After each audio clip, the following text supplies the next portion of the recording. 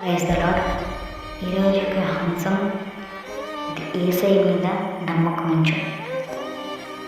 చాలామంది వాళ్ళ జీవితాల్లో వాళ్ళు కోరుకున్నది రాలేదని దేవుణ్ణి నమ్మటం మానేస్తారు.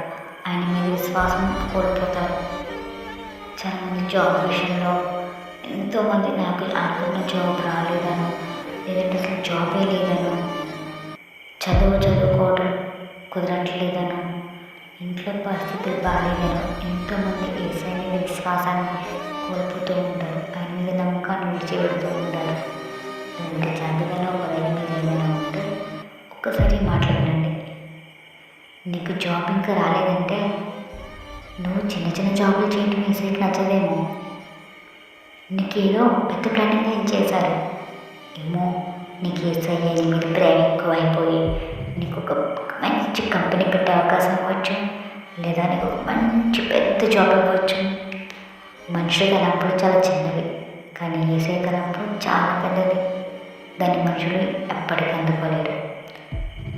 కాబట్టి ఇక్కడి నుంచి ప్రార్థన చేసేటప్పుడు యేసయ్య నాకు ఏమి ఇవ్వాలనుకున్నావు అది యేసయ్యని ప్రార్థన చేయండి.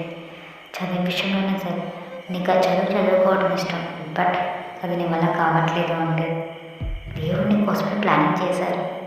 నీ పరిస్థితులు బాగోలేదన్నా కూడా ఏదో పెద్ద ప్లానింగ్ చేశారు నీ పట్ల ఆయన. కాబట్టి దాన్ని కొరకు నువ్వు అది పొందాలంటే కొంచెం ప్రయాసపడాల్సి ఉంటుంది.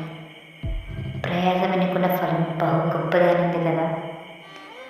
ఆ బహు గొప్పది ఎందుకు కావాలంటే నువ్వు కూడా బహు గొప్పగా తయారవ్వాలి యేసయ్య దగ్గర.